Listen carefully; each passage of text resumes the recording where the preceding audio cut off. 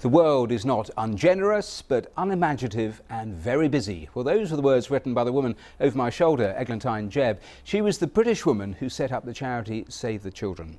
100 years ago today, the pioneering fundraiser was in court, arrested for distributing pictures of starving children in Austria, a court appearance that triggered massive public interest and the start of a charity that is now recognised right around the world. Well, let's talk to Clare Mulley, the author of the book, The Woman Who Saved the Children. Clare, thank you for coming in. I mean, tell me more about how you got involved in researching this, because you came rather obsessed by it in the end, didn't you? Well, like any good biographer does, yes. I used to work at Save the Children as a rather struggling corporate fundraiser, and I came across some lines that she said, and I actually started using them in my presentations, and they meant much better. She seemed to be a better fundraiser than me, and she'd been dead 80 years.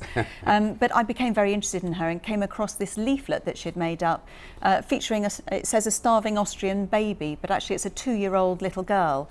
And she'd had these printed privately, and she was distributing them in Trafalgar Square in protest to the then Liberal government's policy to continue the economic blockade to Europe after the end of the First World War. That led to the arrest, that led to the sorts of headlines we're seeing there on the screen, and an extraordinary court case, because she was found guilty but seemed to win round the prosecutor. That's right, yeah. He was the only person with a name to rival her wonderful's name. He was called Sir Archibald Bodkin, and he didn't spare her in his condemnation.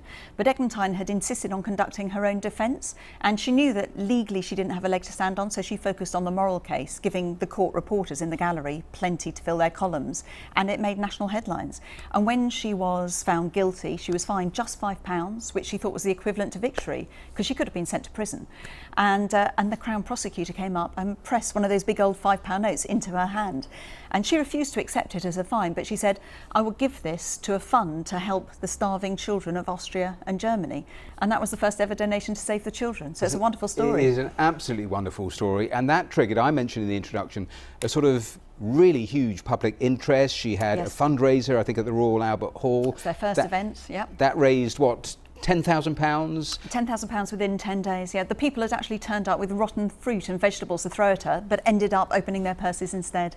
Isn't that an incredible twist? And then very quickly got on to the sorts of work, and I think we got some footage right from the early days. I think it's Russia, post-First World War, of the sort of work they were doing in the field. Now, I mean, it's commonplace to see Save the Children footage around the world, but these right back from a little under 1922, you're saying. So, I mean, now it's pretty obvious about fundraising. You go after digital platforms, radio, television, all of that sort of thing. How was she doing it in her day to raise money? She was a pioneer at everything she turned to. She was really incredibly ahead of her times.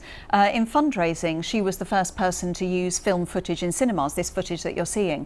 She her faith was very important to her, so she wrote to the Archbishop of Canterbury, but he felt that she'd just been arrested and he wouldn't show interest. So she wrote to the other one, and the Pope was much more interested, and she got the Vatican on side, and then the Church of England came on side, all the different faith groups.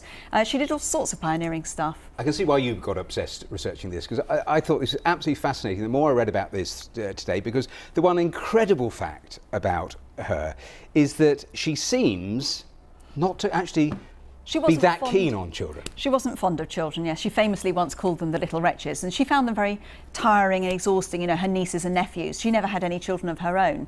But I think she actually respected them as human beings. She just wasn't particularly maternal or sentimental about them, again, ahead of her times. And I think that was more useful for her, to have a strategic vision for young people. And one of her things she did was she actually came up with this revolutionary concept that children were human beings and should be party to human rights, because before there, until you're 18, you didn't have access to human rights.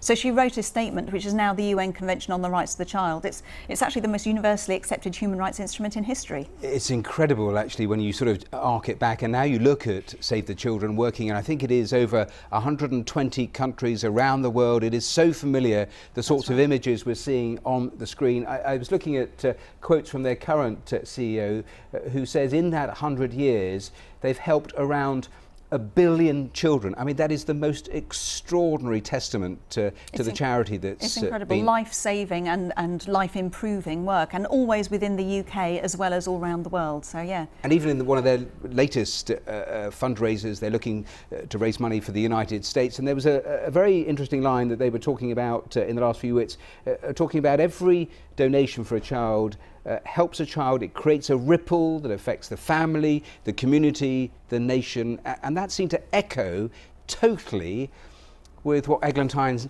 thought when she set this up. Yes, it's very resonant, isn't it? I mean, she was setting up Save the Children for the children who suffered conflict at the end of the First World War, who were starving in the peace. And now Save the Children works in the Yemen and in Syria, and 1 in 5 children in the world today suffer from conflict. So they're doing, vital work still today. Clare Mulley, it's been an absolute pleasure reading some of the extracts. There's your book that you've had published. Thank you so much for your time and for coming in. It's been an absolute pleasure Thank you very talking much. to you. I'm back with all the headlines here in a moment. See you in a bit.